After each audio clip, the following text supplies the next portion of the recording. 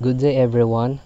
In this presentation, we will discuss how to perform a hypothesis testing on the population mean when the variance is known. This situation requires the use of z-test. For our overview, it is used when population variance sigma is known. This is applicable when data is approximately normal. Use the z-test instead of t-test. Compare the computed z-value with the critical value from the table. Para naman po sa ating decision methods, we will use z-tabular value. For our objective, determine if sample data supports or contradicts a claim about the population mean. In here po, we have the z-distribution. For our z-distribution po, we have three distribution po. We have two-tailed, right-tailed, and left-tailed. Una muna po is our two-tailed. Ang mapapansin nyo po sa ating bell-shaped curve, meron po tayo dito dalawang shaded region, which is ito po and ito. Ito pong ating shaded region na ito is tinatawag natin critical region. Then ito naman po yung unshaded region natin, which is ito po. Ayan. Is ang tinatawag nating acceptance region. Kapag po pumatak ang ating z value sa critical region, meaning ang ating pong null hypothesis will be rejected po.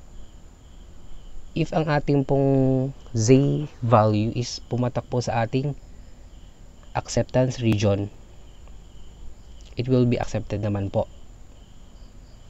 Next naman po is right-tailed. Same lang rin naman po siya ng two-tailed, pero ang naka-shaded region lang po sa kanya is yung kanyang right side, which is ito po. Yan. Then, lumaki po yung kanyang acceptance region, which is na-occupy na po yung left side. Tsaka po pala, munti ko na po makalimutan, ito pong ating part na to is ang ating tinatawag na critical value. Ito pong line na yan, yung naghihiwalay sa critical region and acceptance region. Dito naman po sa ating left tail, well, same lang rin po siya ng right tail, pero sa left naman po siya naka-shaded region. At yung pong shaded region na ito po tinatawag nating critical region and our acceptance region. Lumawak rin po yung kanyang acceptance region, which is na-occupy na naman po niya yung right side. Next po.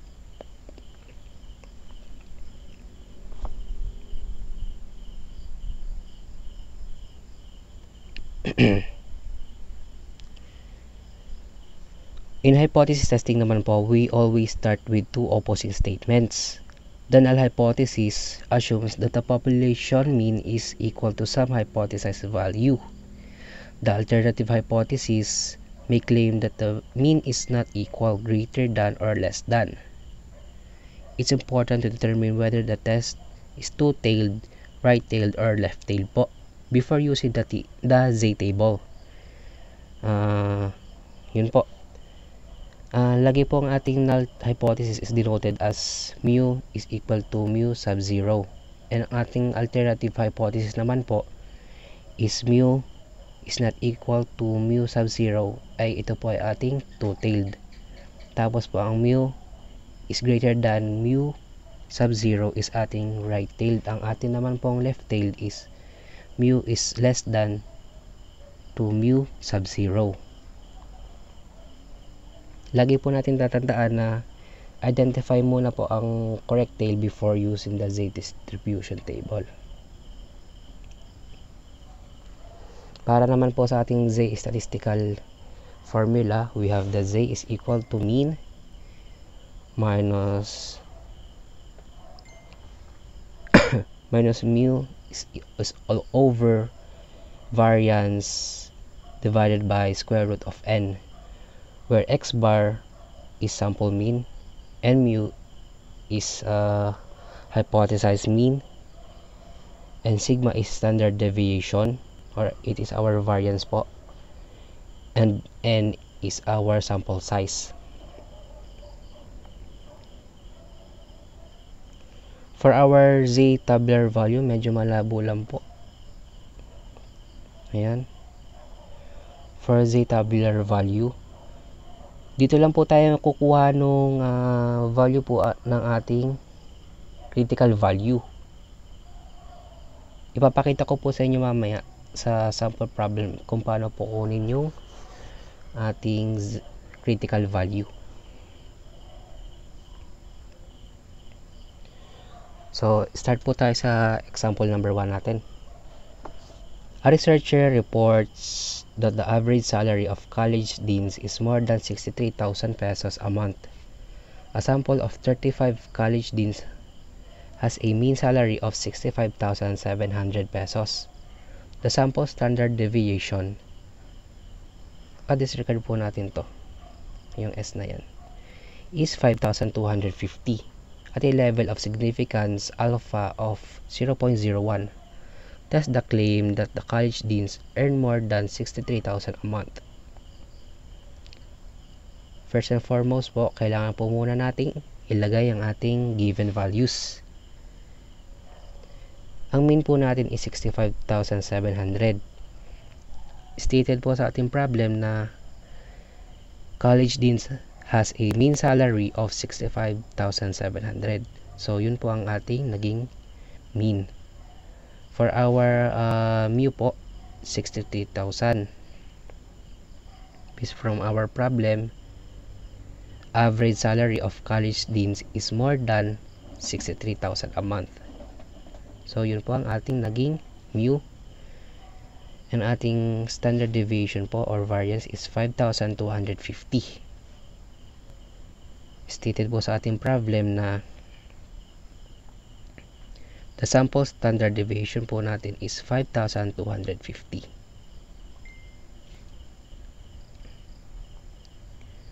Ang n po natin is sample size. Ang sample size po natin, going back lang po, sample size po natin is 35, which is a sample of 35 college deans. Next po is state the hypothesis and identify the claim. For our null po, sundin lang po natin yung format kanina, which is mu is equal to mu sub 0, which is a mu sub 0 po natin is 63,000. Next. Then yung proceed po tayo sa alternative. Sa alternative po natin, paano po natin malalaman kung greater than or less than ang gagamitin natin? Lagi po tayo mag-base sa wordings ng ating problem. Ang sabi po dito, salary of college dean is more than. Ang word po dito is more than. So, ang ginamit po natin na symbol is greater than. Mu is greater than 63,000. So, ito po yung magiging claim natin kasi yung po yung nasa problem natin. Next po. Step number 2 po is level of significance. Alpha 0.01. Dito na po natin makukuha yung critical value natin. So, paano nga po pala ulit natin nakuha yung 0.01? Going back po sa problem.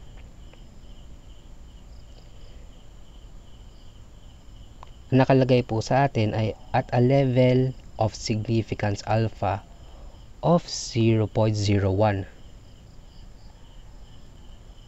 Going back. Critical value used in our example po is 2.326. Bakit nga po ba naging 2.326? Dito na po natin magagamit yung z-tabular. Tatandaan po natin na ang atin po ay right-tailed. Right-tailed po siya kasi greater than. Right-tailed po siya. So, one-tailed test po tayo. Tandaan po na ang ating level of significance is 0.01. Let's go back lang po sa ating tabular. Medyo malabo lang po pero zoom na lang po natin. Sa ating tabular, take note po na ang atin ay one-tailed. Then ang ating level of significance is 0.01. One tail, ito po, one tail. Yan. Then 0.01. Ayan, nasa taas. Then all the way down po hanggang sa infinity, makikita po natin yung value nung 0.01 sa infinity, which is 2.326.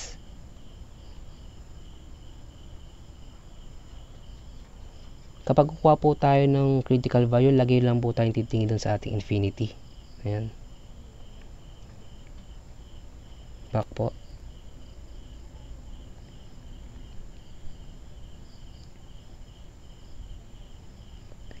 Yan.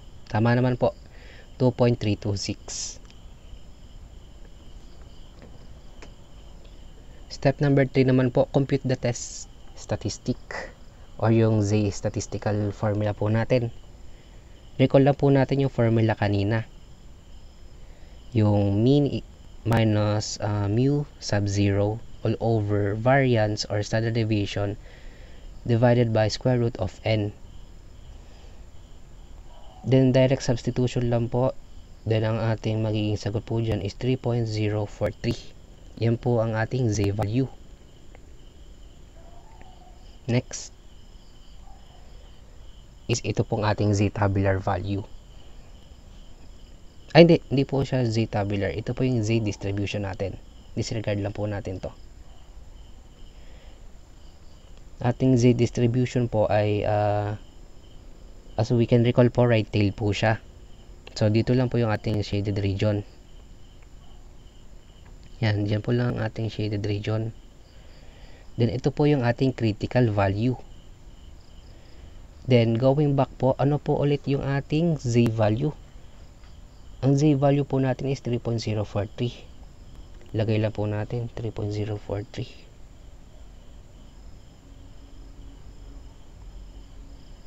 Dito po, gagamitin na lang po natin tangiometer. Yun na. Dito. F lang po natin 3.03.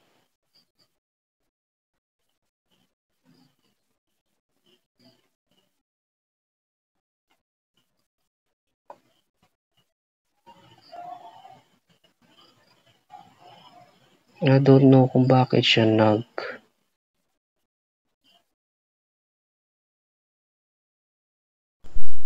lagay po natin 3.03. 3.043. Sorry po sa sulat pero ayan na po, intindi na lang po. Yan po yung ating z value. Ang ating pong z value ay nagpatak dito sa ating critical region, meaning ang ating null is rejected.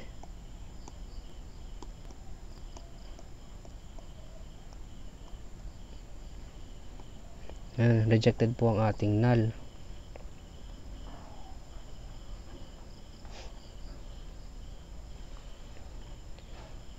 So sa ating step 4 po, decision rule. If z is greater than 2.326, then reject null. Since 3.043 po is greater than 2.326, then i-reject po natin yung null natin. Ibig sabihin, pag nireject po natin yung null natin, accepted po yung alternative. Sa conclusion po natin, there is enough evidence to support the claim that college deans earn more 63,000 per month.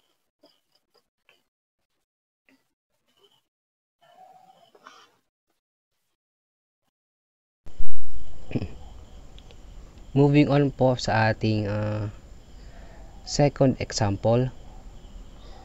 A professor claims that the class average quiz score of her class is at least 78. A random sample of 20 students is selected and the sample mean score is 75. Assume that the population variance is 64. Using a 0.05 significance level, test professors claim using the z-test. Katulad lang po ng ginawa natin kanina, wala po muna natin yung given values. We have the mean of 75, mean 78, variance 64, and sample size of 20. State the hypothesis and identify the claim. For our null po, gawin lang po natin yung format kanina. Mu is equal to 78. Then dito po sa ating H1 or HA, it can be denoted po ang ating alternative to be H1 or HA. So mu is less than 78. Bakit po less than ang ginamit natin? Going back po sa ating problem. Ang nakalagay po dito is class average quiz score of her class is at least po ang nakalagay. So less than po ang ating nilagay. Left tail po.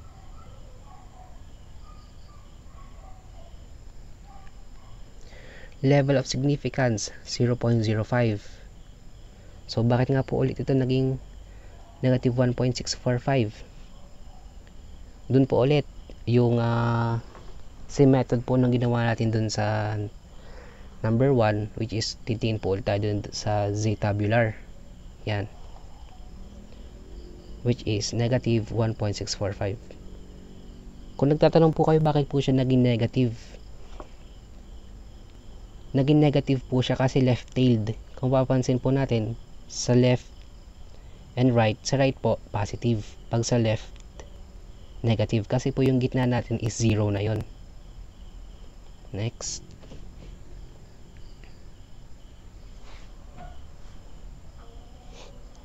Same method lang po. Well, medyo nakakaiba lang po yung pag-solve ko dito. Pero ganoon na rin po yung ginawa ko. Ganoon na rin po yung formula ginamit ko. So, nag-result po tayo ng 1.6771. Left-tailed. Ito po yung sinasabi nating 0. Ito pong gitnang yan. 0 po yan. Then, ito po yung left. Ito yung right.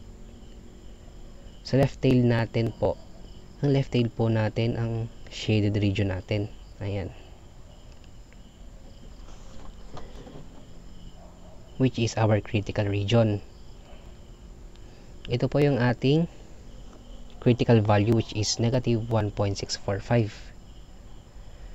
Ang atin po na-compute na z value is negative 1.6771. Negative 1.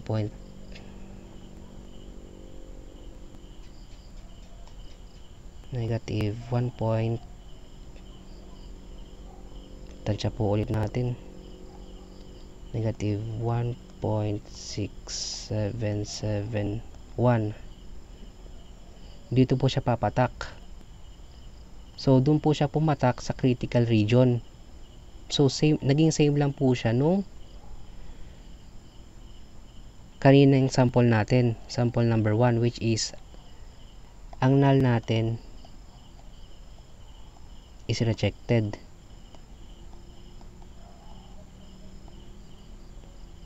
Yan.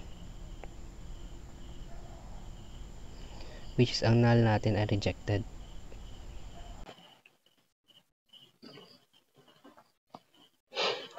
Step 4 na po tayo dun sa ating decision rule. Reject the null if z is less than negative 1.645. Ang nakalculate po natin is z is equal to 1.6771. Negative 1.6771. Since 1.6771 is less than 1.645, then reject po natin yung null. Na-reject po natin yung null, then accepted po natin yung alternative. Ang conclusion po natin, there is sufficient evidence that the 0.05 significance level to conclude that the true mean quiz score is less than 78. Thus, the professors claim that the average quiz score is at least 78. For our last and third example po, an engineering device is calibrated to produce an output of 50 volts. The population standard deviation of the device output is known to be 4.5 volts. A random sample of 12 voltage readings has a mean of 52.30 volts. At the 0.10 significance level or 0.1, test whether the true mean output is different from 50 volts. Lagay lang po ulit natin given values. Mean is equal to 50.30. Mu is equal to 50. Variance, our standard deviation, is equal to 4.5 and our sample size is 12. Step number 1 po ulit. Katulad lang po na ginawa natin sa previous. State the hypothesis and identify the claim. Gawin lang po natin yung format kanina. Mu is equal to 50, which is yung ating mu sub 0.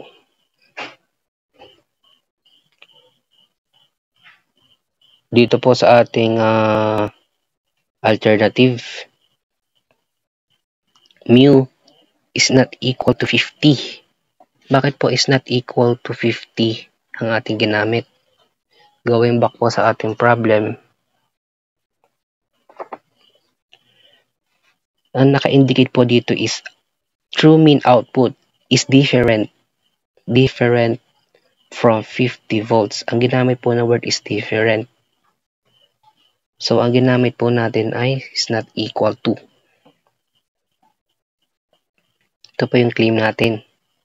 Two-tailed po siya kasi equal po. Equal or not equal is gagamitin po natin two-tailed. One-tailed po ang gagamitin natin if less than or greater than ang ating claim.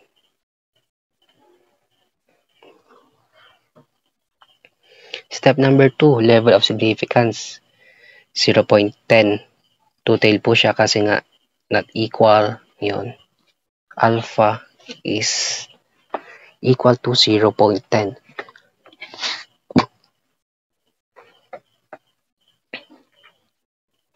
Ngayon, two-tailed po siya. Critical value is positive negative 1.645. Bakit po positive negative ating ginamit? Kasi kung mapapansin nyo po, recalling lang, two-tailed po siya. Meron siyang left, meron siyang right. Meaning, ang left and right niya, merong positive and negative. So, ginamitan po natin siya ng positive negative. Kung paano nga po nakuha yung critical value natin, yung pagkuha po ng critical value natin is nag-base lang po ulit tayo sa ating tabular.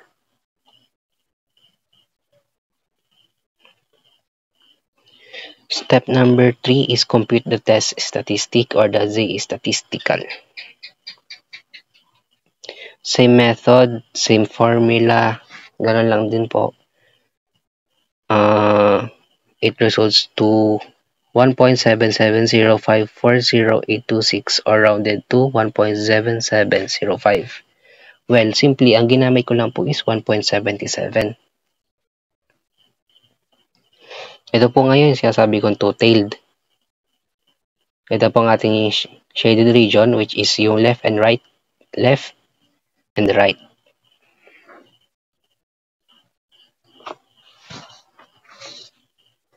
Dito po, ang ating critical value and critical value. Going back po, makikita po natin na ito ang ating Z value, 1.77. Dahil lang po tayo ng 1.77. Ito, tensyometer po ulit. 1.77. Tsaka dito po, 1.77. Negative 1.77. Diyan po nagpatak yung ating Z value. Kung mapapansin po ulit natin, dun po ulit siya nagpatak sa ating shaded region, which is yung ating critical region. Ayan. Which means, ang ating null ulit is rejected.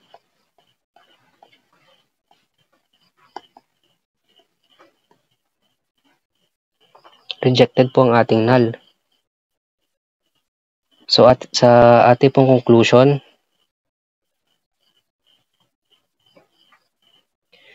or sa ating decision rule, reject null if Z is equal to 1.645. Tapos po ang ating na-calculate na Z is equal to 1.77. Since 1.77 is not equal to 1.645, then i-reject po natin yung null. Pag na-reject po natin yung null, ibig sabihin, in-accept po natin si alternative. For our conclusion po, there is sufficient evidence to conclude that the device mean output is different from 50 volts. For our summary po, use the Z-test when sigma or variance is known and the data is approximately normal. Identify the correct tail, left, right, or two-tailed. Compute the Z value using sample data. Reject or fail to reject null based on the decision rule. Interpret the result clearly in context of the problem. The Z-test helps determine whether that sample provides enough evidence to support or reject a claim about a population mean. Yun lamang po yung sa lahat-lahat na maituturo ko sa topic ng variance known. Yun lamang po at maraming salamat.